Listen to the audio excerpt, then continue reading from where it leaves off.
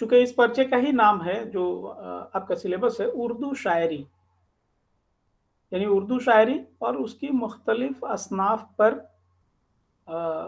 बातें होंगी जो आपके ब्लॉक्स और यूनिट हैं। तो इस ब्लॉक में, यानी इस पर्चे में, उर्दू शायरी के पर्चे में जो पहला ब्लॉक आपका है वो गज़ल का है, उर्दू गज़ल। जाहिर है कि सबसे मकबूल सिन्फ है उर्दू शायरी की, मशहूर है और सबसे ज़्यादा तबाह आजमाई इसी में शुआरा ने की है। तो गज़ल में गज़ल की तारीफ और इसका फ़न, ये इसका पहला यूनिट है। ब्लॉक 1 में जो पहला यूनिट है वो गज़ल की तारीफ और इसका फ़न। तो हम देखते हैं कि हाई स्कूल, इंटर और बीए हर जगह गज़ल की तारीफ पर बहुत कुछ आपको इल्म होगा ही कि गज़ल की तारीफ अमूमन कहते हैं कि औरतों से बातें करना, इश्क मोहब्बत की बातें करना, महबूब से बातें करना, ये सारी तारीफें गज़ल की तारीफ में मिलती हैं। और ये तारीफ बहुत पहले गढ़ी गई और जाहिर है कि गज़ल की शायरी में जो ख़ास मौजू है वो यही है शुरू से। बाद में तो बहुत सारे मौज़ूआत उसमें जुड़ गए, लेकिन इब्तिदाई दौर की गज़लों में, उर्दू में, फ़ारसी, चूँकि फ़ारसी के ताल्लुक़ से गज़ल उर्दू में आई है फ़ारसी से ही, तो जैसा मौजू वहाँ था वही मौजू यहाँ भी इख्तियार किया गया। तो इश्क मोहब्बत की बातें कहते हैं, औरतों से बातें करना, महबूब से बातें करना, गज़ल के जो मानी और मफ़हूम है, जो तारीफ बयान की जाती है वो यही। मुत्तफ़िक हैं आप लोग इस बात से? जी सर।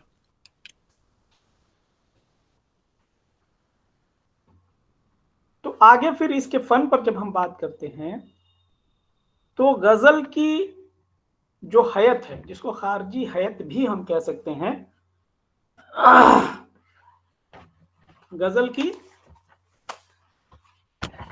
खारजी हयत,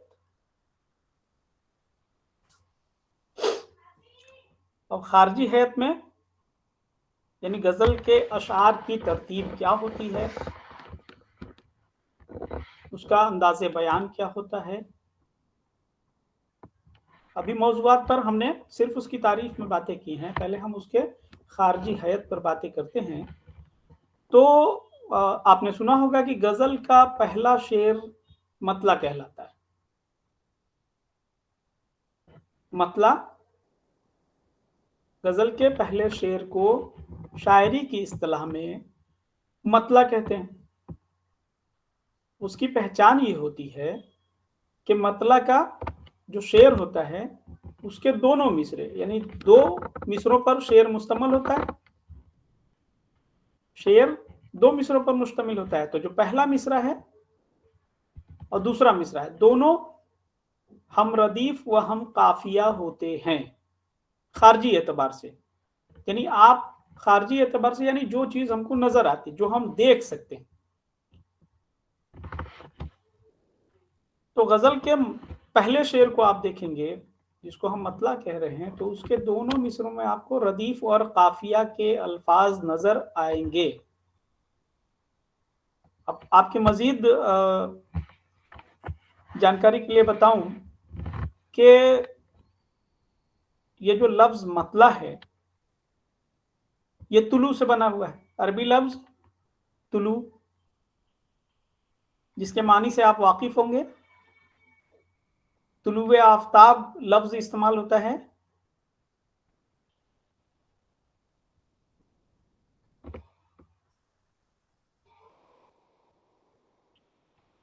तुलुए आफ्ताब, सूरज का निकलना। तो जो सूरज के निकलने की जगह है, जहां से सूरज नमोदार होता है, उसे मतला कहते हैं। लिहाजा उसी मुनासबत से गजल जहां से शुरू की जाती है, यानी उसका पहला शेर, शुरुआती शेर, इब्तिदाई शेर, उसी मुनासबत से उसको मतला कहा गया। मतला यानी उगने की जगह, नमूदार होने की जगह। तो अब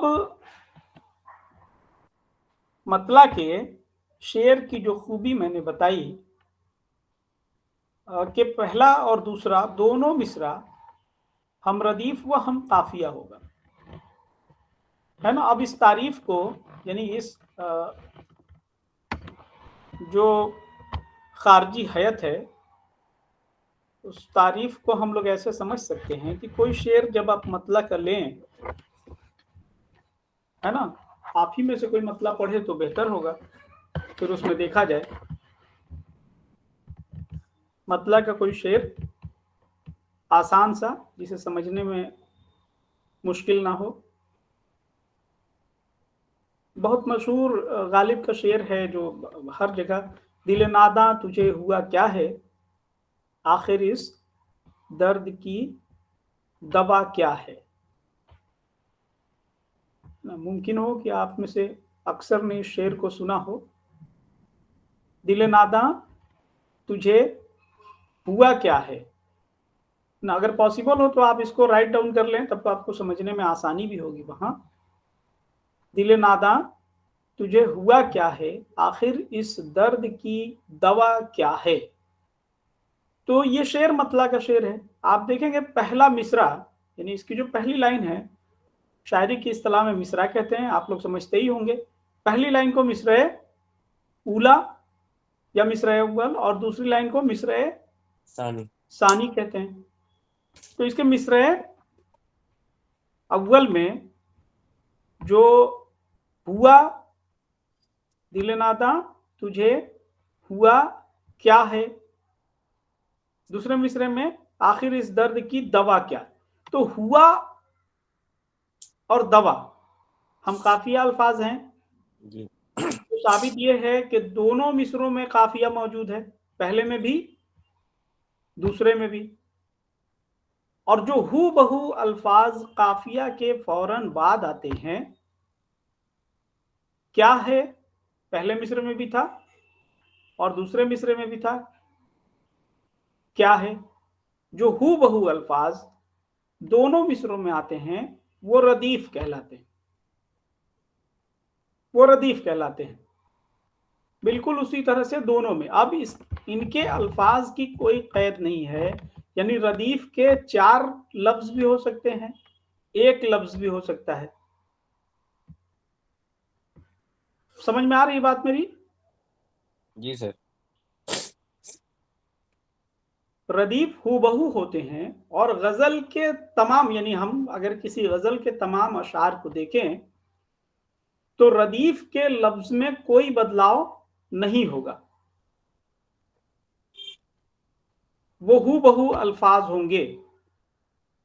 अब इसके माने में अगर आप जाएं, लफ्जी मानों पर, लुग़वी मानों पर, तो रदीफ का जो मतलब होता है, यार जाहिर है कि अरबी लफ्ज ये भी है जो उर्दू में मुस्तामल है, उसके मानी होते हैं ऊंट पर पीछे बैठा हुआ शख्स।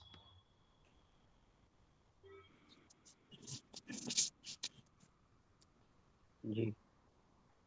तो अब देखेंगे गजल की सिनफी खुसूसियात में, हयाती खुसूसियात में, कि पहला जो शेर होगा उसको हम मतला कहेंगे, और मतला की शर्त ये होगी कि उसके दोनों मिसरों में रदीफ और काफिये का होना जरूरी है।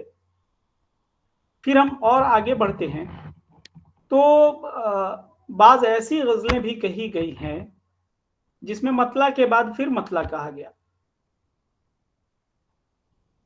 जिसे हम मतला सानी कहते हैं।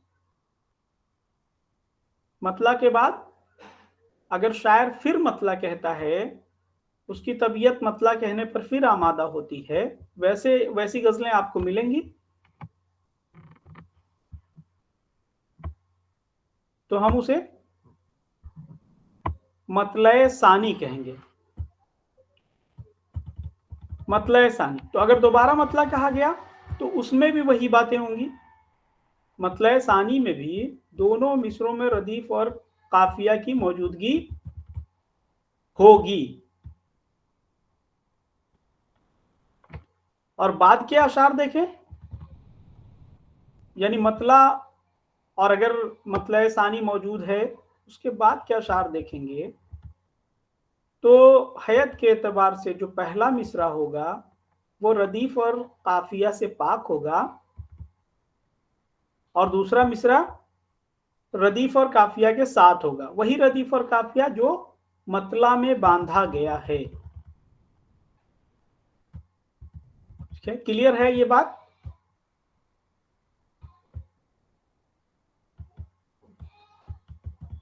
ये जो हयती खुसूसियात मैं बता रहा हूं आप लोगों को, आप मुत्तफिक मुतमईन है इससे? जी सर। जी सर। हाँ, तो हमको कम से कम इशारा मिलता रहे आपका कि आगे बढ़ना है। तो दिले नादा, अगर उसी गजल पे हम बात करते हैं, दिले नादा तुझे हुआ क्या है, आखिर इस दर्द की दवा क्या है, मतलब यहाँ खत्म हो जाता है। दूसरे इसके अशार पर जाते हैं तो वो खूबी नजर आती है जिस पर बातें की जा रही हैं। इसी गजल का कोई और शेर, हम हैं मुश्ताक और वो बेजार, या इलाही ये माजरा क्या है ना। हम हैं मुश्ताक और वो बेजार, पहला मिसरा, या इलाही ये माजरा क्या है। तो आप देखेंगे कि ये पहला मिसरा रदीफ और काफिया से पाक है, यानी ये अभी जो शेर मैंने पढ़ा उसका पहला मिसरा रदीफ और काफिया से पाक है, और दूसरे मिसरा में वही रदीफ और काफिया जो मतला में इस्तेमाल हुआ था फिर से आता है।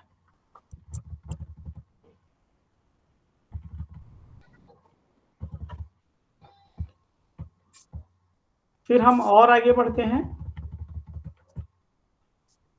तो गजल का खात्मा जहां होता है वो शेर, जहां गजल का खात्मा होता है वो शेर मक्ता कहलाता है, मक्ते का शेर कहलाता है। जी सर। कहीं से आवाज आ रही है? इसके मुतालिक अगर कोई कुछ पूछना चाहता हो तो उसका इस्तकबाल है, अदरवाइज अपना माइक आप म्यूट रखेंगे ताकि औरों को कोई डिस्टरबेंस ना हो। मक्ता की खुसूसियत क्या है? मक्ता भी बिल्कुल वैसा ही होता है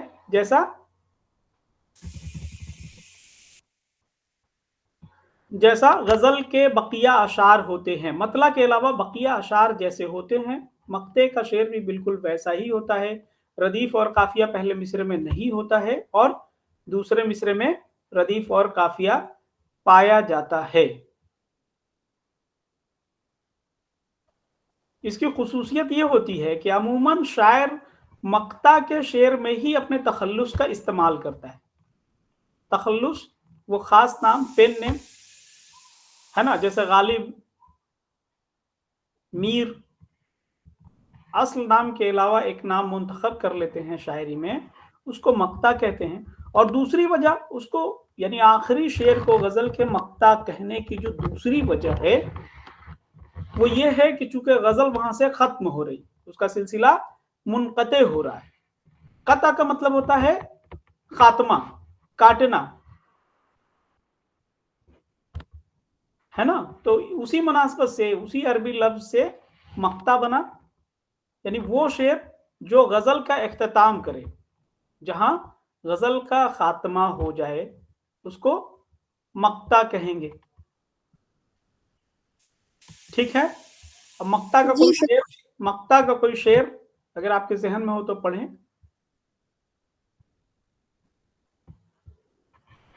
मक्ता का कोई शेर, ताकि मिसाल से बात और वाज़ेह हो जाए कि किसको मक्ता हम कह रहे हैं।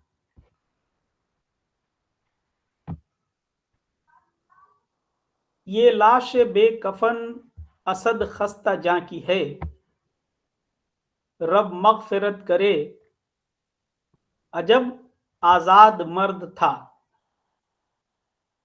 आप में से सुना हुआ है किसी का ये शेर? ये शेर फिर से बोल। मुस्कान सैयद रियाज, आप कुछ कहना चाह रही हैं? हाँ, शेर मैं फिर से पढ़ देता हूं, उसके बाद आप कहिए। ये लाश बेकफन असद खस्ता जां की है। गालिब ने बहुत वक्त तक अपना तखल्लुस असद इस्तेमाल किया है ना? ये उन्हीं का शेर है। ये लाश बेकफन असद खस्ता जां की है, रब मगफिरत करे अजब आजाद मर्द था। तो इस शेर में तखल्लुस का जो लफ्ज आया है असद, और जाहिर है कि ये गजल का आखिरी शेर भी है, इसलिए इसको हम मक्ता कहते हैं।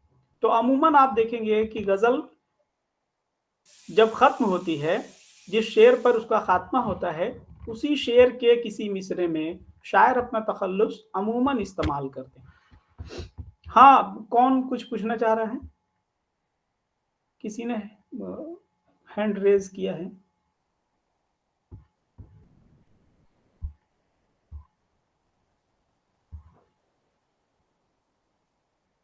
हेलो,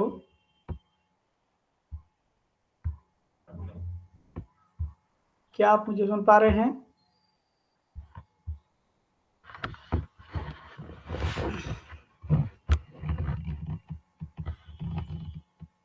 किसी की आवाज नहीं आ रही है, लिहाजा मैं अपनी बात आगे बढ़ाता हूँ।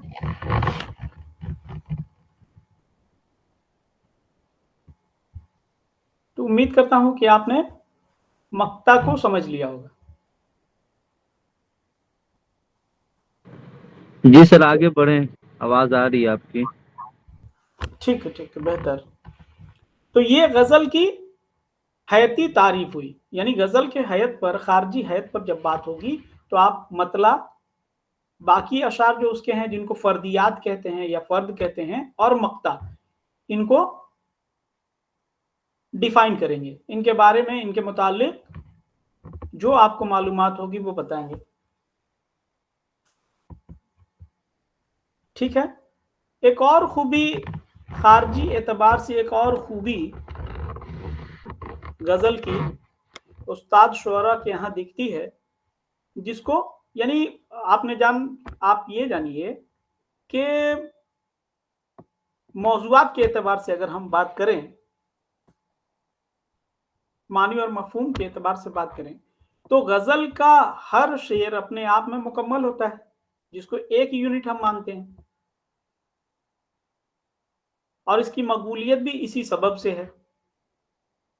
हर शेर अपने आप में मानी और मफहूम के एतबार से मुकम्मल होता है, यानी यहां कोई कैद नहीं।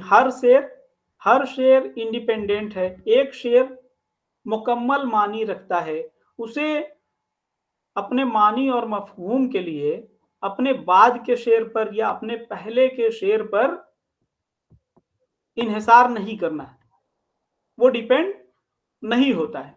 यानी कोई एक मौजू है और वो गजल के एक शेर में मुकम्मल। तो बाज दफा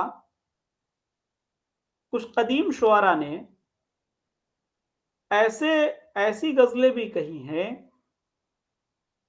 जिसमें दो शेर को, यानी कोई एक मौजू दो शेर में उन्होंने बयान किया है, किसी एक मौजू को दो शेर में बयान किया गया है, तब वो बात मुकम्मल होती है।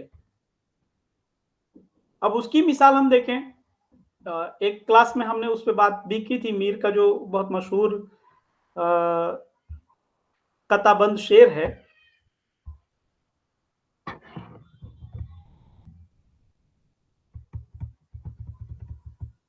कल पांव एक कासे सर पर जो आ गया, यकसर वो उस्तखां शिकस्तों से चूर था। पहला शेर। और दूसरा, कहने लगा के देख के चल राह बेखबर, मैं भी कभू किसू का सरे पुरगरूर था। ये दो शेर आपस में मानी के एतबार से एक दूसरे से जुड़े हुए, एक दूसरे पर मुनहसिर हैं।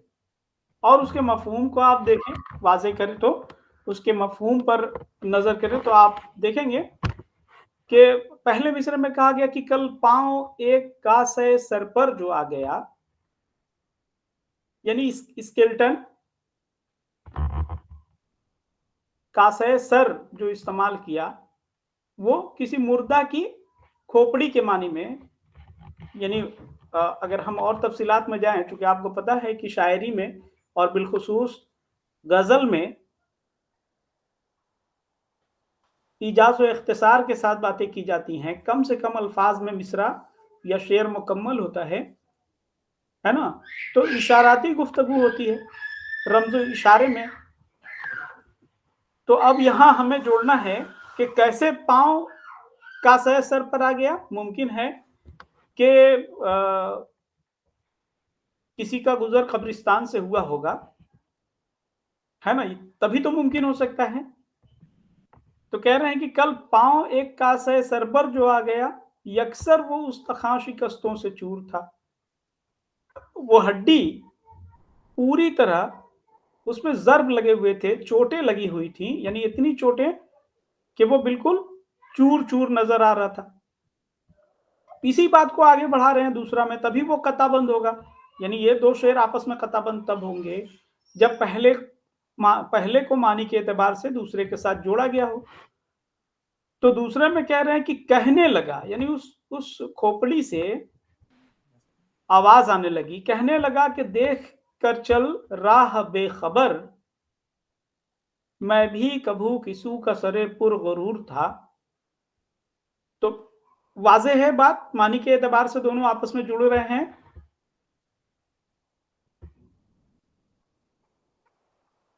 जी मानी के एतबार से एक दूसरे पे है ना इन्हिसार इनका। जी एक दूसरे पे डिपेंड है दोनों। हाँ, तो ऐसे अशार कताबंद अशार कहलाते हैं। अब इसमें एक खास तवज्जो की बात ये भी है कि जिन शुआरा ने कताबंद अशार कहे हैं, ये तो 2 ही शेर का मामला था, कहीं-कहीं 4 शेर पर भी कताबंद अशार कहे गए हैं, यानी मफ़हूम के एतबार से वो चारों शेर आपस में जुड़े हुए हैं। लेकिन इसमें एक खास ख्याल ये रखा गया है कि मतला और मतला के बाद का शेर कताबंद कहीं नहीं मिलता किसी शायर के यहाँ। मतला और मतला के बाद के अशार को, यानी मतला को कताबंद शेर में शामिल नहीं किया गया है। ये गलती से हैंड रेज हो रहा है या कोई कसदन कर रहा है? Shabina Shaikh has raised a hand. मेरी आवाज आप तक जा रही है? शबीना शेख आ रही, आप कंटिन्यू रखें, कोई नहीं, बात कोई हैंड रेज कर रहा है सर, इस वजह से। नहीं। वो हो सकता है, बीच में मैंने मना भी किया था ना कि अभी जी, वीडियो में कोई डिस्टर्ब नहीं करेगा। ओके।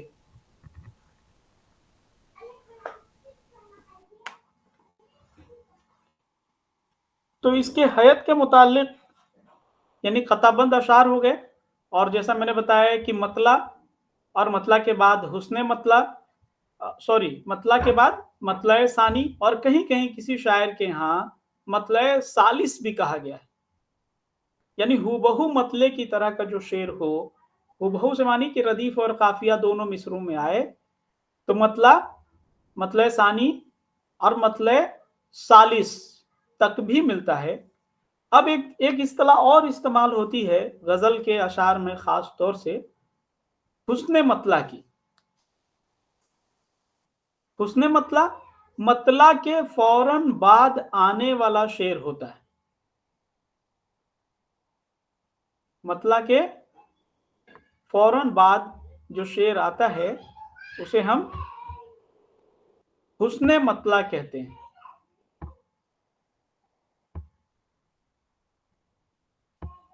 और हुस्ने मतला में दोनों मिसरों का हम रदीफ व हम काफिया होना जरूरी नहीं है। ठीक है?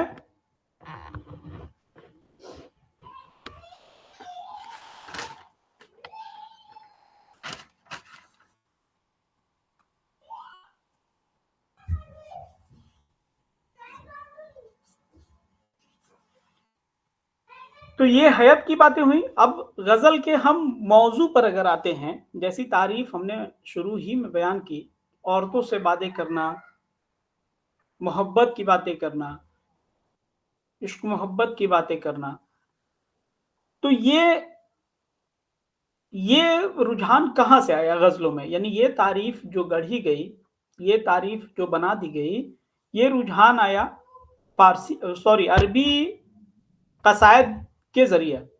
अरबी क़सीदों में आपको वाक़फ़ियत होगी, क़सीदे के 4 हिस्से होते हैं, तो ख़ास तौर से उसका जो तमहीदिया हिस्सा होता है, जिसको तशबीब या तमहीद कहते हैं, उस हिस्से में अरब शुअरा ने, अरबों में क़सीदा बहुत राइज था, सबसे मकबूल सिन्फ़ क़सीदा ही है अरबों के यहाँ। आपको मालूम होगा अगर आप जाते हैं उस ज़माने में भी, जिसको हम दौर जाहिलियत कहते हैं अरबों के यहाँ, तो दौर जाहिलियत में भी वहाँ उस ज़माने में अदब का शोहरा था, लिटरेचर पर बहुत ख़ास तवज्जो थी। और शायद इससे भी आप वाकिफ़ हों कि वहाँ सालाना एक जलसा होता था या मजमा होता था, मेला लगता था, जहाँ तमाम शुअरा अपने क़सायद को पेश करते थे और जिसका क़सीदा बेहतर माना जाता था, सबसे अच्छा, फिर उससे अच्छा, फिर उससे अच्छा, ऐसे 7 क़सायद को खाना काबा के दरवाजे पर टांग दिया जाता था। यानी आप यूँ समझ लीजिए कि उसकी मकबूलियत के सबब से वो एजाज़ के तौर पर उसको वहाँ लगा दिया जाता था कि लोग उससे इस्तिफ़ादा करें, उसको देखें। उसके लिए एक ख़ास इस्तिलाह भी इस्तेमाल होती थी, सबए मुअल्लक़ा। सबए मुअल्लक़ा, सब अरबी लफ्ज़ जिसके मानी 7, यानी वो 7 क़सायद, और वो रिमूव किए, वो वहाँ से हटाए भी जाते थे। यानी जैसे ही उससे बेहतर कोई क़सीदा आता था, तो उसमें से किसी को हटा के फिर उसको जगह दे दी जाती थी। तो अरब शुअरा में ही क़सीदे के पहले जुज़ में ये इश्किया मज़ामीन का इस्तेमाल बिलख़ुसूस किया जाता था।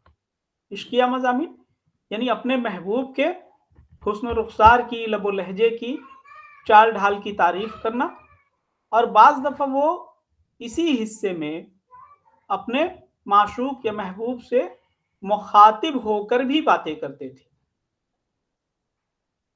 वहीं से फ़ारसी में, यानी गज़ल क़सीदे के इसी हिस्से से फ़ारसी में गज़ल की सिन्फ़ ले ली गई और उसी मौज़ूआत की शायरी की जाने लगी। और जैसा कि ज़ाहिर है कि उर्दू पर फ़ारसी का, यानी जितनी असनाफ़ हैं वो फ़ारसी के मार्फत ही आई हैं उर्दू में, तो वही मौज़ूआत यहाँ भी चले आए।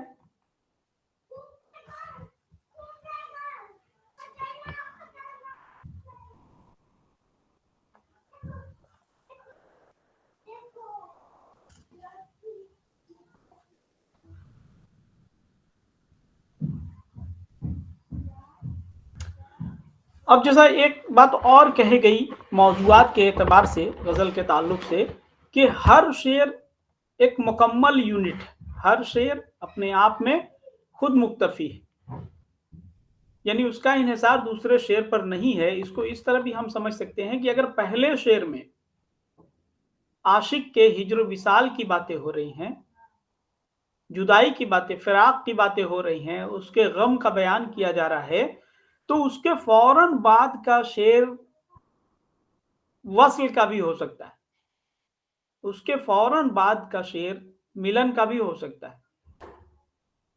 है ना? इश्क में कामयाबी का भी हो सकता है।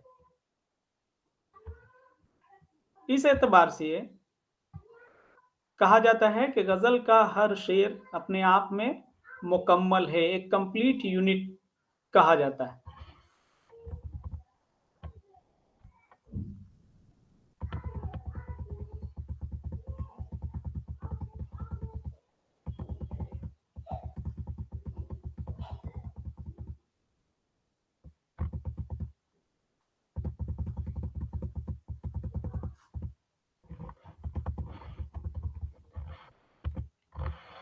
अब गज़ल की सिन्फ़ की जो सबसे बड़ी ख़ुसूसियत मानी जाती है, वो उसका रमज़िया और इशाराती जो तर्ज बयान है, अंदाज बयान है, उसको माना जाता है। यानी बात नस्र की तरह से वजाहत के साथ नहीं की जाती है, या बाज़ शायरी की असनाफ में भी आप देखेंगे जैसे मसनवी, कसीदा और मरसिया में, तो बयान पर खासा जोर होता है, यानी बात को बिल्कुल वाज़े करके कहा जाता है, शक व शुबहात की गुंजाइश नहीं होती है। तो जो रमजिया अंदाज गजल का है, जिसको इशाराती भी कहते हैं, इशाराती गुफ्तगू कहते हैं, उसकी वजह से मानी के इम्कानात बहुत बढ़ जाते हैं। तभी हम कहते हैं कि जैसे लिटरेचर में ही कहा जाता है खास तौर से कि यहाँ 2+2 4 नहीं है। तो जब हम कह रहे हैं कि मानी के इम्कानात बढ़ जाते हैं रमजिया अंदाज बयान इख्तियार करने की वजह से, तो वो शेर जो गालिब ने अपने ज़माने में कहा, उसी शेर को हम आज भी उसका इम्प्लीमेंटेशन, उसका इतलाक कहीं कर सकते हैं। आपने बारहा ऐसा देखा होगा कि लोग अशार से अपनी बात रखते हैं, है ना, कहीं जिल्लत और रुसवाई हाथ लगी तो शेर पढ़ देते हैं कि बड़े बेआबरू हो के तेरे कूचे से हम निकलना खुल्द से आदम का सुनते आए हैं, लेकिन बड़े बेआबरू हो के तेरे कूचे से हम निकले। ये वही इशाराती अंदाज़े बयान है कि वो शेर भले 100-150 साल पहले कहा गया है, लेकिन उसकी मानवियत आज भी बरकरार है।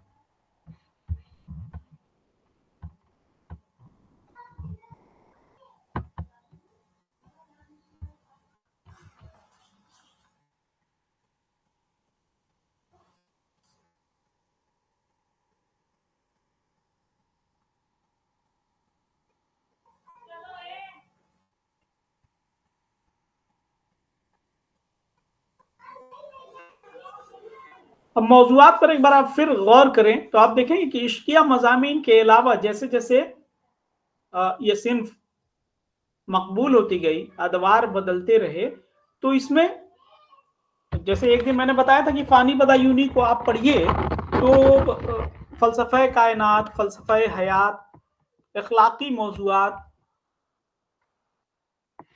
है ना, पंदो नसीहत, ये तमाम मौज़ूआत गज़लों में आपको मिलने लगेंगे।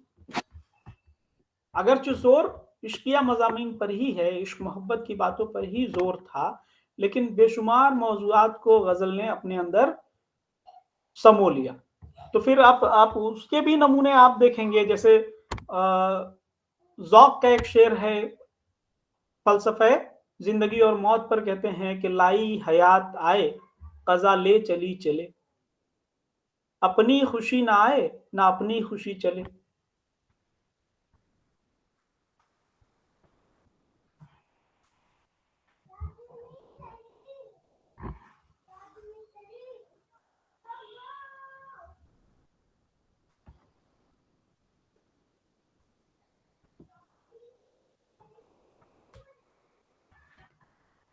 तो आप देखेंगे कि शेर में कहीं इश्क मोहब्बत का कोई शायबा नहीं गुजर रहा है ऐसा कुछ इस शेर में?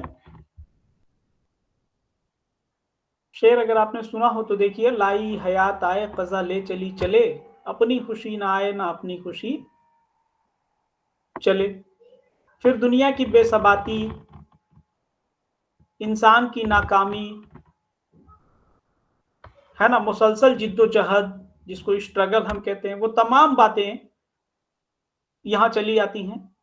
फ़ानी बदायूनी का बहुत मशहूर शेर है कि जिंदगी भी तो पशेमा है या ला के मुझे ढूंढती है कोई हीला मेरे मर जाने का।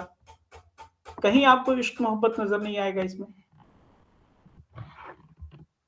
तो वो भी अंदाज इख्तियार किया गया। गालिब का एक बहुत मशहूर एक गालिब की गजल है जिसको मरसिया आरिफ कहते हैं।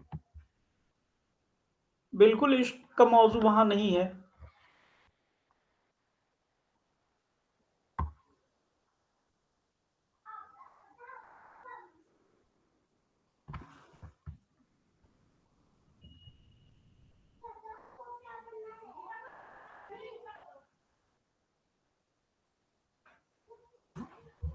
तो मौज़ूआत के एतबार से भी अगर हम तारीफ भले करें कि इश्क मोहब्बत की बातें की जा रही हैं, लेकिन इम्तिदाद ज़माना से या जैसे जैसे गज़ल तरक्की करती गई, दुनिया जहान के मौज़ूआत को उसने अपने अंदर समेटना शुरू किया।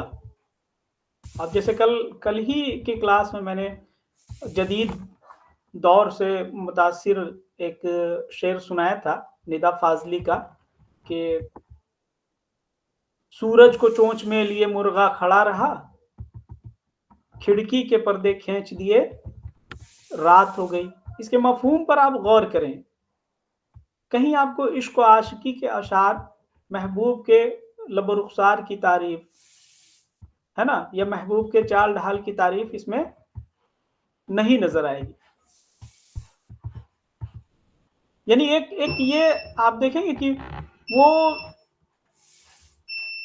इंसानी आम जिंदगी से मुताल्लिक मौजू पर ये बात कही जा रही है। यानी जदीद तर्ज जिंदगी का जो आलम है, हम खुद अपने उस पर इसका इतलाक करके देखें तो हम पाते हैं कि वाकई हम ऐसा कर रहे हैं। सुबह हमको 10 बजे तक अगर सोना है तो हम यही करते हैं जो शायर कह रहा है, सूरज को चोंच में लिए मुर्गा खड़ा रहा। यानी मुर्गा एक जानवर है, एक परिंदा है, उसकी फितरत में कोई तब्दीली नहीं आई है। सुबह होते ही वो बांग लगाना शुरू कर देता है, लेकिन इंसानों ने अपनी फितरत और तबीयत के खिलाफ काम करना शुरू कर दिया और उसे 10 बजे तक सोना है तो वो यही कर रहा है। खिड़की के पर्दे खींच दिए, रात हो गई। गजल का शेर है और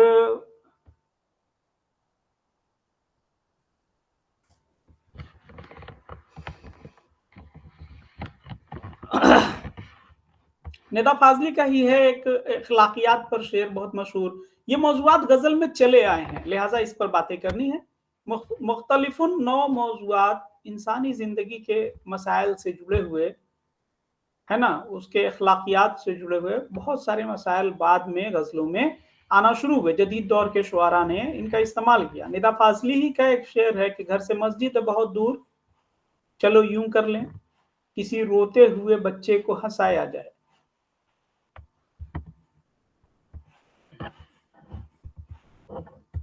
कुछ बातें वाजे हो रही, कुछ बातें समझ में आ रही हैं आपको? जी सर। नहीं, जी। आपसे कोई किसी तरह का इस्तिफसार नहीं कर रहा, तो मुझे कभी कभी शुबा भी हो रहा है कि पता नहीं आप समझ पा रहे हैं कि नहीं मैं जो समझाना चाह रहा हूँ। जी सर, माइक बंद रखे हम लोग इसीलिए। तो फिर बीच बीच में कभी कभी जी जी उसके मौजूआत में जो तब्दीली मैं दिखाने की कोशिश कर रहा हूँ, जी सर, समझ में आ रही बात सर। हाँ, उसको समझने की कोशिश कीजिए। बहुत से अशार आपको ऐसे मिलेंगे जहाँ इश्क मोहब्बत हिजर विसाल की बातें ना के बराबर है। नहीं, जी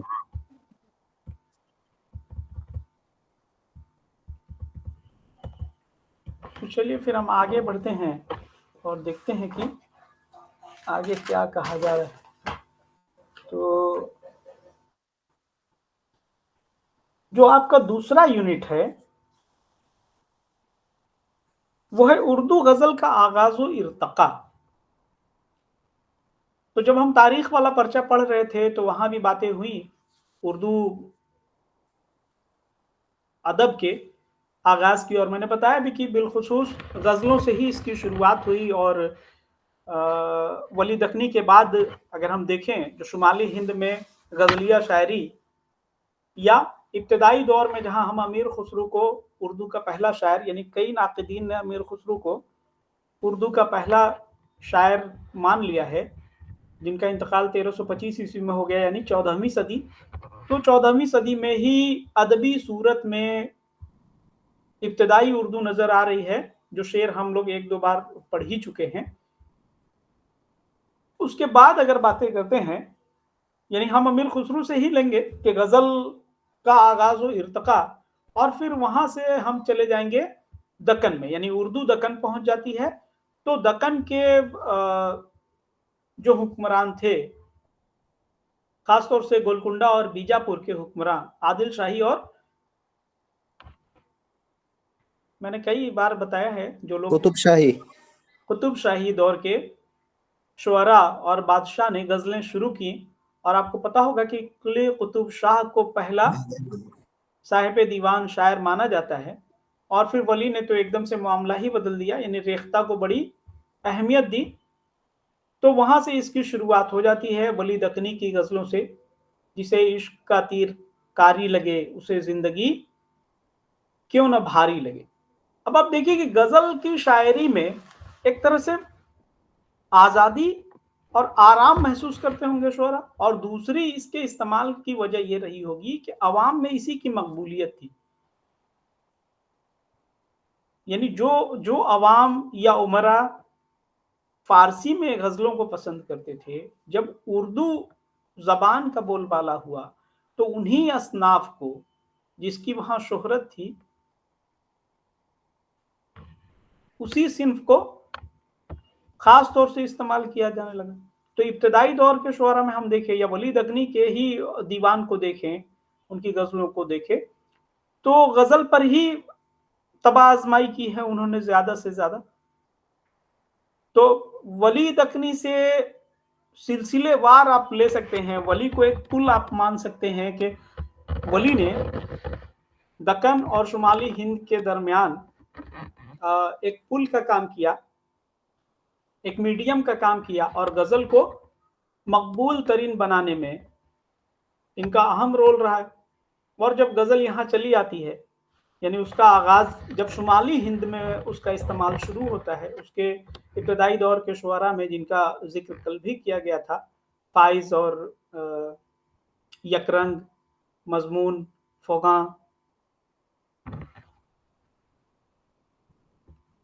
तो इनकी गजलों के नमूने और इनकी गजलों के मौज़ूआत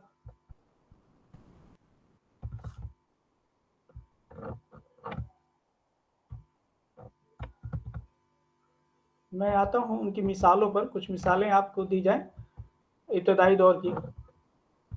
वली के तो कुछ अशार, जैसे एक शेर और उनका, ए वली जो के हैं बुलंद ख्याल, शेर मेरा पसंद करते हैं। यानी खुद एतमादी देखिए वली की, मौजूआती तनव्वो देखिए, कहीं इश्किया मज़ामीन इसमें आपको नजर नहीं आएंगे। ऐ वली जो के हैं बुलंद ख्याल, यानी जो जिनका मेयार आला है, जो ख्याल उम्दा रखते हैं, शेर मेरा पसंद करते हैं। बहुत अच्छा। तो इस तरह से मिसालों के साथ, यानी जब आप आंसर की नौबत आती है तो मिसालों के साथ अपना आंसर देने की कोशिश करेंगे। और वली के चंद अशार, जैसे एक मैंने पढ़ा कि जिसे इश्क का तीर कारी लगे, ये गजल का जिसको हम ट्रेडिशनल मौजू कहते हैं, क्लासिकी मौजू, तो उसका इश्क मोहब्बत ही है। तो कह रहे हैं कि जिसे इश्क का तीर कारी लगे, उसे जिंदगी क्यों ना भारी लगे। यानी उसका जीना दूभर है, दुश्वार है, मुश्किल है। और फिर हम वली के बाद चले आते हैं तो और देखेंगे वली के ही गजलों में अगर शेर, तो कहते हैं कि एक मिसरा मुझे याद आ रहा है, जोगी दिल वहां का बासी है। इसका पहला मिसरा अगर किसी को याद हो तो पढ़े।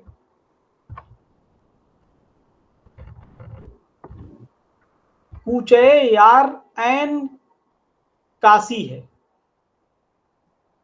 तशबीह देखें, कूचे यार यानी जज्बे इश्क का इजहार, जज्बे इश्क का बयान। आप देखें कि कह रहे कूचे यार ऐन कासी। काशी की अहमियत आप समझते ही होंगे, बनारस की। अच्छा, काशी, काशी कहते हैं बनारस को, कदीम तीरथ। नाम है। तो उसकी अहमियत से आप वाकिफ होंगे कि एक मजहब के लोग उसको पवित्र जगह मानते हैं, है ना। वहां वफात पाना जन्नत में जाने की अलामत समझते हैं। तो अब वली की तस्बीह देखिए कि कह रहे कूचे, यानी अब एक चीज पे आपको गौर और करना होगा कि जैसा मैं पिछले क्लासों में भी कह चुका हूं कि दक्कन में उर्दू को मकबूलियत इसलिए हासिल हुई कि वो मकामियत पर उनका फोकस था, उनकी तवज्जो मकामियत पर थी। हिंदुस्तानी फजा, हिंदुस्तानी मिथोलॉजी और आइडियोलॉजी पर थी। तो ये जो आइडियोलॉजी शेर में दिखाई है वली ने, कुचे यार एन काशी है, यानी काशी की अहमियत से वाकफियत रही होगी, मजहबी अहमियत से। जी तब वो उससे तशबीह दे रहे हैं कि मेरे लिए मेरे महबूब की गली ही काशी काशी है, और मेरा जो दिल वो जोगी बन के वहीं वास करता है, वाह जोगी दिल वहां का बासी है, रहने वाला। काशी। ठीक है ना। तो जी जी मौजू के एतबार से देखें आप, फिर उसमें मकामियत के एतबार से देखें, रमज़ो ईमाइयत के एतबार से देखें, तशबीह का इंतखाब देखें कि मुशब्बा और मुशब्बा बे कैसा इस्तेमाल किया है वली ने। लिहाजा यही असबाब रहे कि उर्दू गज़ल मकबूल होती चली गई। और आगे हम आते हैं, मैं कोशिश कर रहा हूं कि हातिम फायज और इनका कोई शेर नमूने के तौर पर मिल जाए। तो सर कितने बजे तक लास्ट क्लास चलती है? यही काउंसलिंग है, और 1 घंटे की काउंसलिंग होती है, 1 सवा घंटे की। शायद आप पहले रोज जुड़े हों। दरअसल देखिए ये काउंसलिंग है, तो रीजनल सेंटर को इसकी जिम्मेदारी है, और काउंसलिंग में आपका सिलेबस इतना ब्रॉड है कि जब किताबें आपको अवेलेबल होंगी और आप देखेंगे या आपने डाउनलोड किया होगा देखेंगे कि 8-10 क्लास 5-6 क्लास में इसके 2-4 यूनिट को ही मुकम्मल करना मुश्किल है। लेकिन चूंकि वो इग्नू का जो भी ये है क्राइटेरिया, उसी क्राइटेरिया पर ये होता है, और सभी सब्जेक्ट्स के साथ ये चीजें होंगी। जी सर, असल में हम लोगों को किताब ही नहीं मिली अब तक। तो कल मैंने एक लिंक दिया था, बहुत सारे आपके जो साथी होंगे किसी से अगर आप कांटेक्ट कर लें तो शायद उसमें। सर मैं इसीलिए ग्रुप का लिंक भेज दिया हूँ इसमें, हर उसमें लोग जुड़ जाएं। रोज रीजनल सेंटर से इसके मुतालिक बातें की जाती हैं। तो इस क्लास के एंड होने के बाद फिर से बात करेंगे असिस्टेंट डायरेक्टर साहब रीजनल सेंटर वाराणसी से। ठीक है। Okay sir. फिलहाल हम लोग अपने मौजू पर मरकूज रहते हैं। तो मौजू और मज़ामीन के मुतालिक मेरे ख्याल से आपने बहुत सी मिसालें देखी।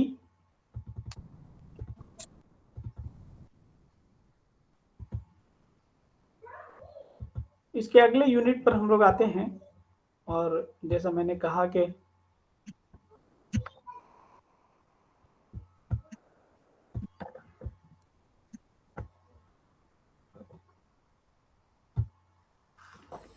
इसका दूसरा यूनिट उर्दू गज़ल का आगाज़ व इर्तिक़ा है। तो आगाज़ व इर्तिक़ा को दक्कन के बाद शुमाली हिंद में देखने की कोशिश करेंगे हम, और वहाँ इब्तदाई दौर के जो शुआरा हैं, जिसमें सैयद मोहम्मद शाकिर नाजी, शाह मुबारक आबरू, शाह हातिम वगैरह का नाम बिलखुसूस लिया जाता है।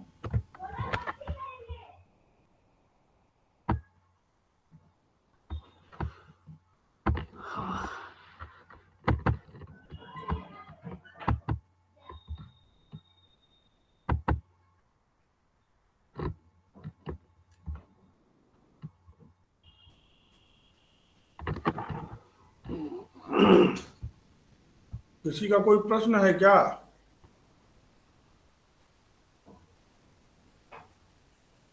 डॉक्टर कलाम जी, आपकी आवाज नहीं आ रही है। हाँ सर, हाँ मैं हूँ। अभी कुछ बातें और हैं सर, इस यूनिट पे बात करूंगा मैं। हाँ ठीक है, आप कंटिन्यू रखिए। ठीक सर।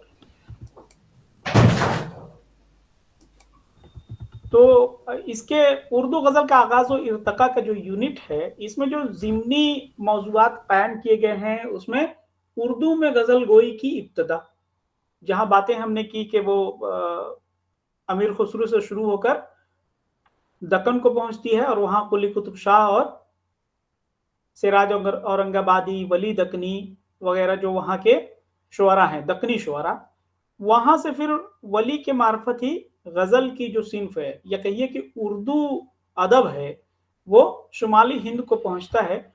और शुमाली हिंद में उर्दू गज़ल के जो नमूने हैं, जो मिसालें हैं, उस पर हम लोग बात करते हैं।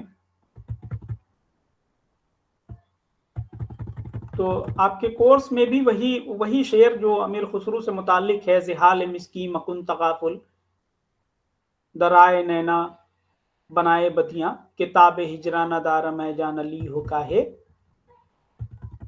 लगाए छतियां, यहीं से उसकी शुरुआत दिखा रहा है। और उसके बाद एक गैप है, जुनूबी हिंद में पहुंचते हैं उर्दू गजल को लेके, जैसा वली दकनी के यहाँ से।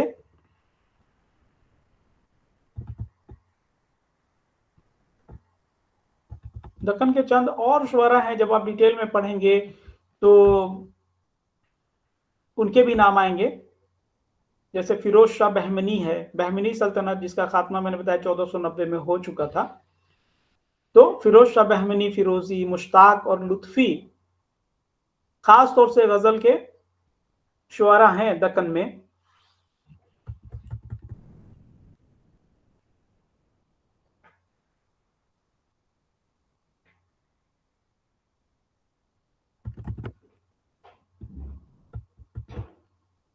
उनमें से भी एक दो शेर में पढ़ता हूं जो आसान है, जैसे मोहम्मद कुली कुतुब शाह को मैंने कहा पहले साहिब दीवान शायर हैं, और उनकी गजल जो बहुत मशहूर है, पिया बाज प्याला पिया जाए ना।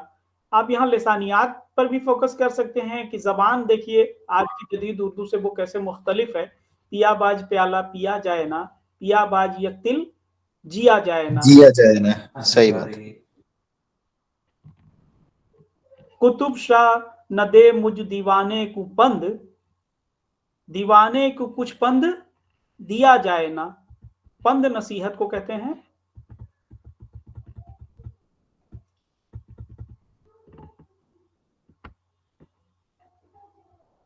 और मुल्ला वजही का भी अंदाज देखें, यहां नमूने के तौर पर शेर दिया हुआ है कि तुझबिन मुंजे जीवना बहुत होता है मुश्किल रे पिया। अल्फाज भी आप देखें कैसे इस्तेमाल किए, ज़बान बयान देखें। शरबत पिला मुंजे तुझ अधर का के दिल में आज रहता नहीं है इश्क हरारत किए बगैर। ये लाइन देख लें।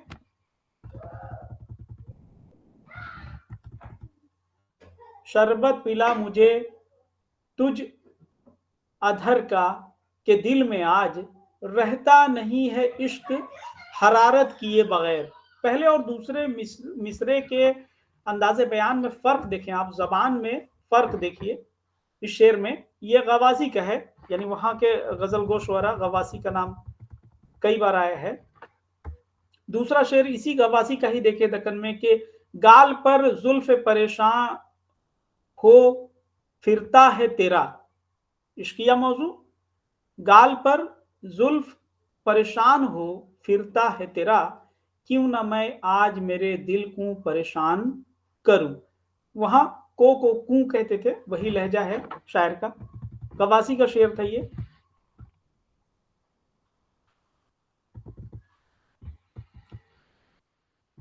और फिर और आगे बढ़ते हैं तो फिर वली दकनी का ही शेर देखिए कि मुफलिसी सब बहार खोती है। ये समाजी हकीकत का बयान है, इश्किया मज़ामीन नहीं है यहाँ, इसीलिए वली दकनी को बड़े शायरों में शुमार किया जाता है। मुफलिसी सब बहार खोती है, मर्द का एतबार खोती है। ठीक है ना, यानी गरीबी आदमी का समाजी हकीकत जो है हमारे मुआशरे की, यही तो है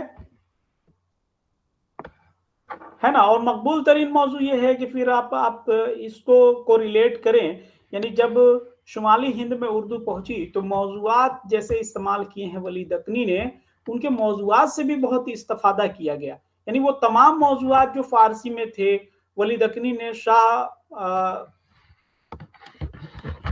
सादुल्ला गुलशन के हवाले से, यानी उनकी नसीहत से, उनके मशवरे से, उन्हीं फारसी के मकबूल तरीन मौजूआत को रेख्ता में इस्तेमाल किया, अपनी गज़लों में इस्तेमाल किया। और वो इस कदर मकबूल थे कि फिर वली से देहलवी शुअरा या देहली के अतराफ के शुअरा, एक नाम नज़ीर अकबर आबादी का है, आपने सुना होगा, बहुत मशहूर नज्म गो शायर हैं। ये जो मुफलिसी, इस शेर का जो मौजू है, जो मजमून है कि मुफलिसी सब बहार खोती है, मर्द का एतबार खोती। इशारों में शायर ने कह दिया कि गरीब होना बहुत बुरी बात, आदमी मोतबर भी नहीं रह जाता, कोई उस पर भरोसा नहीं करता। तो अब नजीर अकबर आबादी क्या आए, तो देखिए इसी मौजू से इस्तेफादा करते हुए वो नजर आते हैं। उनकी एक नज्म है बहुत मशहूर, मुफलिसी के नाम से, उन्वान से।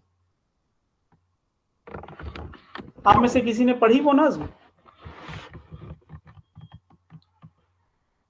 उसके कुछ अशार मेरे जहन में है। देखिए कहते हैं कि मुफलिस किसी का लड़का जो ले प्यार से उठा, बाप उसका आके देखे है हाथ और पांव का कड़ा। यही एतबार की बात है। मौजू पर आप गौर करें तो यही एतबार जो यहाँ वली कह रहे हैं अपनी गजल में, वही वहां नजीर अकबर आबादी कह रहे हैं कि अगर गरीब आदमी किसी के बच्चे को दुलार से प्यार से उठा लेता है तो उसके गार्जियन, उसके घर वाले, उसके माँ बाप आके पहले हाथ और पांव का कड़ा चेक करते हैं कि वो सलामत है या नहीं।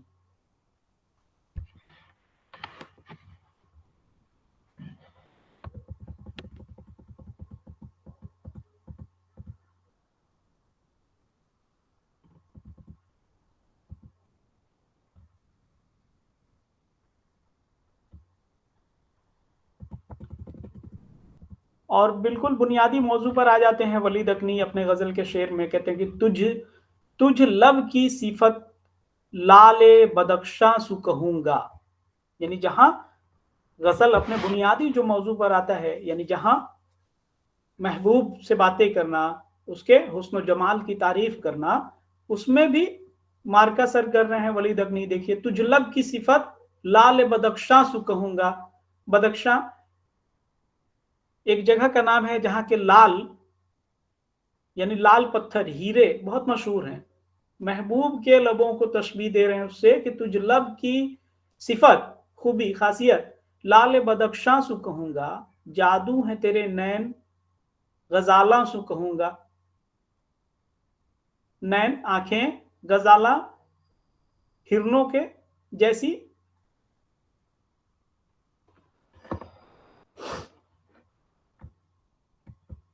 इसके बाद जुनूबी हिंद में गजल गो के जो शायर हैं वो सिराज और रंगाबादी हैं, लेकिन हम उनको स्किप कर रहे हैं और आगे बढ़ते हैं। क्योंकि हमारे पास वक्त कम है तो शुमाली हिंद में आ जाते हैं, उर्दू गजल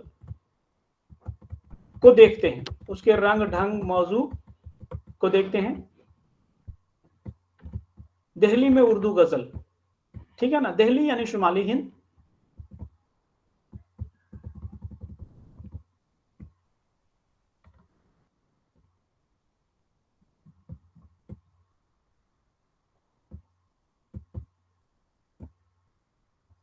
तो शाह मुबारक आबरू के यहाँ हम आ गए, और जैसा कल की क्लास में हमने कहा कि यहाँ गोई का असर बहुत ज्यादा था इब्तदाई दौर के शुअरा पर। तो यहाँ गो शुअरा में शाह मुबारक आबरू, शाकिर नाजी, शरफुद्दीन, मजमून वगैरह सबसे नुमाया हैं। और उनके चंद अशार से आप देखें,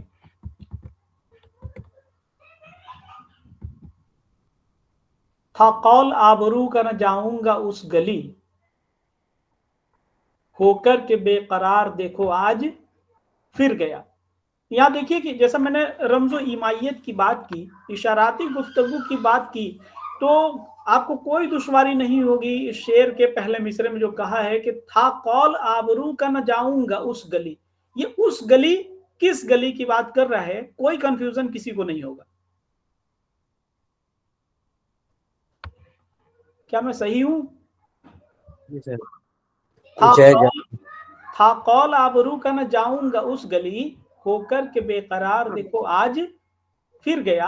यानी इश्क की कैफियत जो होती है, इश्क का जो जज्बा होता है, वो किस कदर मुस्तरिब कर देता है एक आशिक को। ये खालिस मौजू गजल का है, और उसका इस्तेमाल देखिए कि ये इब्तिदाई दौर के शुमाली हिंद के शुअरा हैं, शाह मुबारक आबरू, उनके यहाँ बखूबी इस्तेमाल किया गया। उस इस्तराब को, उस बेचैनी की कैफियत को दिखाया गया है।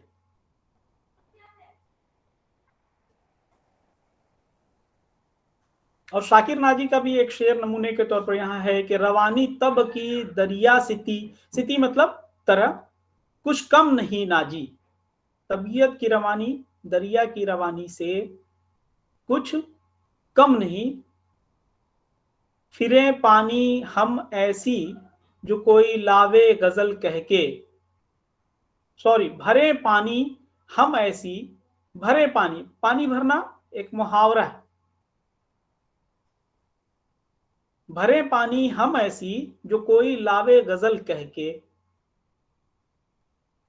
यानी खुद अपनी सताइश में ये शेर कह रहा है। और मुहावरे का भी इस्तेमाल आप अगर गौर करें लबो लहजा और ज़बान बयान के एतबार से तो खालिस हिंदुस्तानी मुहावरे का इस्तेमाल है। भरे पानी हम ऐसी जो कोई लावे गजल कह के, यानी उसकी गुलामी इख्तियार कर लेना है ना, उसकी बरतरी को तस्लीम कर लेना।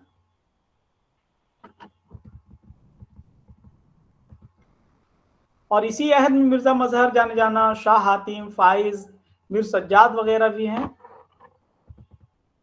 जिन्होंने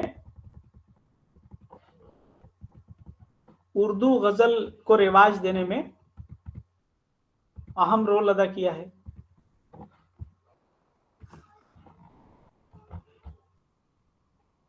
इसके यूनिट में जैसा मैंने कहा सिराज औरंगाबादी की गजल गोई, यानी उनकी गजलों का क्या रंग है, तीसरा यूनिट था।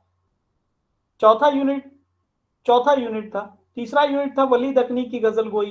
पांचवा यूनिट मीर तकी मीर की गजल गोई, है ना। तो हम गोल्डन पीरियड में आ जाते हैं। मीर से, मीर को इसलिए फौकियत हासिल है तमाम शुअरा पर कि उन्होंने कोई ऐसा मौजू या सिन्फ नहीं छोड़ा जिसमें तबा आजमाई ना की हो, और अंदाज़े बयान उनका बेहतर था। दाखिलियत की शायरी करते थे वो, यानी दिली जज्बे, फितरी जज्बे का बयान है उनके यहाँ। तो मीर क्या आएंगे, उनकी चंद गजलों को नमूने के तौर पर देखेंगे। शुमाली हिंद के शुअरा में सौदा भी उसी में है, लेकिन उनको कसीदे में महारत हासिल है। मीर दर्द को तसव्वुफ में महारत हासिल है। तो चूंकि ये गजल का पर्चा है तो हम सौदा के यहाँ भी गजलों का ही रंग देखने की कोशिश करेंगे, ठीक है ना। तो मीर के यहाँ आ जाते हैं। उसकी कुछ मिसालें उनकी गजल गोई की कि उल्टी हो गई सब तदबीरें, कुछ न दवा ने काम किया, देखा इस बीमार ये दिल ने आखिर काम तमाम किया। शेर बहुत मशहूर है, आपका सुना हुआ होगा। जी। और अंदाजे बयान भी देखिए।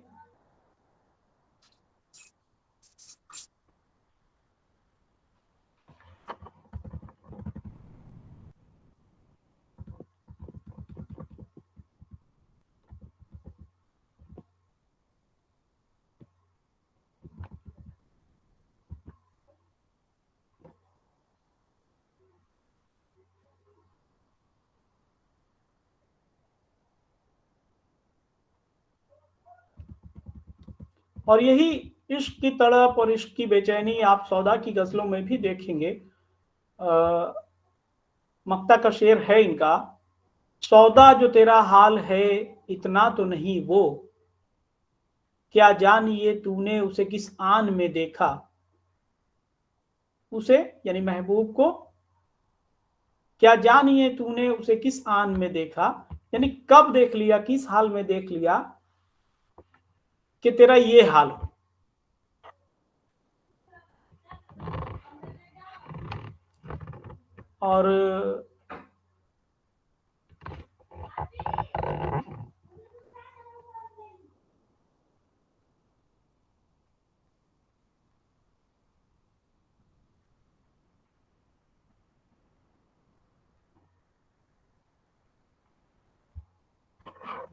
और फिर इसी जमाने के शायर में दर्द को भी देखिए आप। जैसा मैंने कहा कि तसव्वुफ की शायरी है जो इश्क हकीकी जिसको हम कहते हैं, इश्क हकीकी का बयान यानी खुदा से लौ लगाना, है ना। इश्क के तसव्वुर में जब आप जाएंगे तो दो तरह के इश्क आप उससे वाकिफ होंगे, इश्क मजाजी और इश्क हकीकी। इश्क हकीकी यानी इश्क मजाजी के जो शायर हैं, जो गोश्त पोस्ट के महबूब से जिनको इश्क है ना, दुनियावी जिंदगी में जो अपने ही जैसे किसी इंसान से इश्क करते हैं, उस इश्क को इश्क मजाजी कह रहे हैं। और वो इश्क जो खुदा से किया जाए, उसकी मिसाल मौत।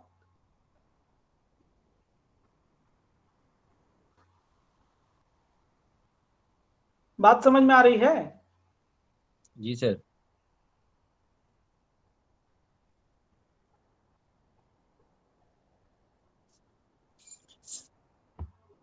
तो दर्द को देखें कि वाय नादानी के वक्त मर्ग ये साबित हुआ। वाय नादानी यानी ना कम इल्मी के सबब से इंसान कम इल्म है, तो कह रहे हैं कि वाय नादानी के वक्त मर्ग ये साबित हुआ, ख्वाब था जो कुछ के देखा, जो सुना अफसाना था। यानी दुनिया की तमाम चीजें चूंकि नापायदार हैं, तो जिंदगी भर हम जो करते रहे, जो सुनते रहे, वो सब अफसाना था, झूठ। अफसाना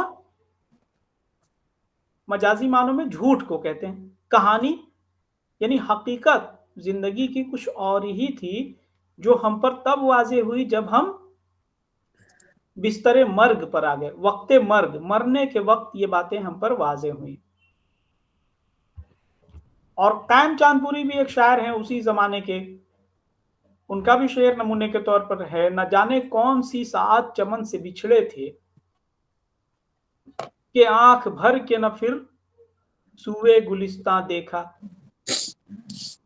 यानी चमन, बाग, फूल, सब्जा, इसका भी जिक्र उर्दू गजल में बहुत ज्यादा है। तो उन मौजूआत की ये शायरी है, ये शेर है उस मौजू पर। मुसफ़ी भी उसी जमाने के एक शायर हैं।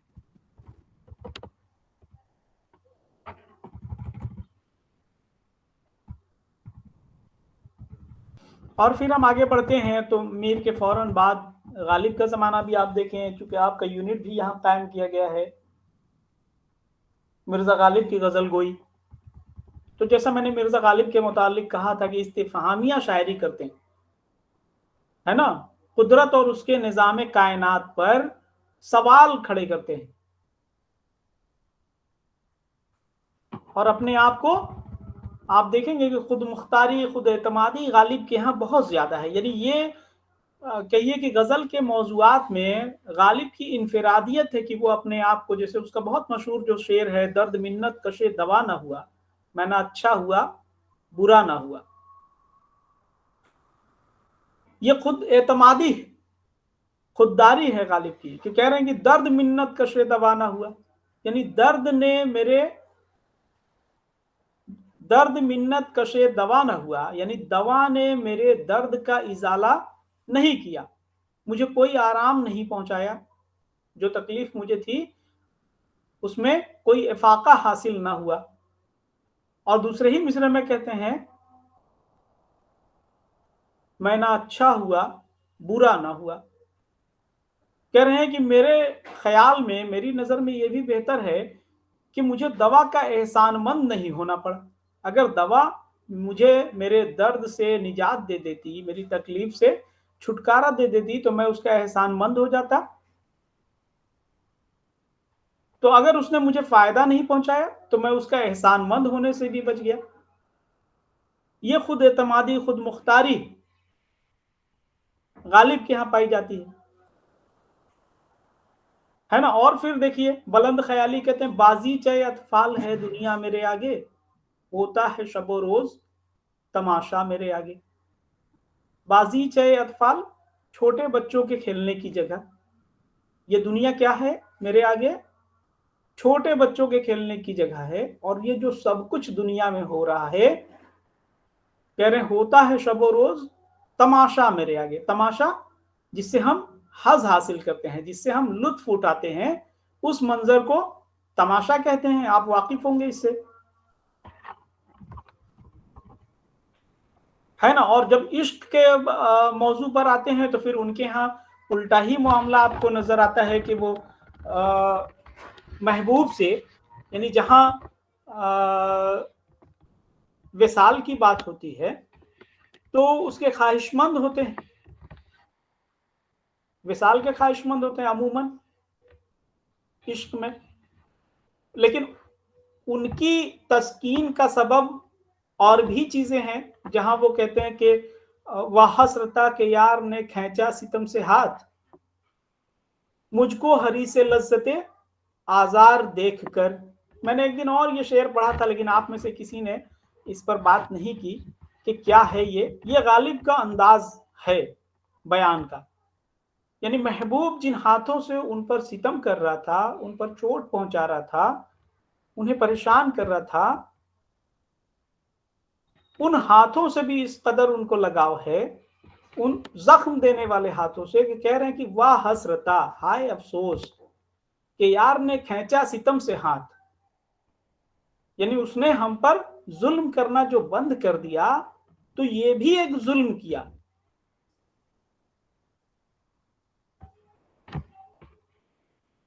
और दूसरे मिसरे में कह रहे हैं कि मुझको हरी से लज्जते आजार देखकर, हरीस का मतलब लालची, मुझको हरी से लज्जते आजार देखकर, यानी महबूब को जब पता चला कि जिन हाथों से वो मुझे जख्म दे रहा है उसमें भी मैं एक किस्म का हज हासिल कर रहा हूं, एक लज्जत महसूस करता हूं, ज्यों ही ये बात उस पर वाजे हो गई तो उसने जुल्म करना बंद कर दिया।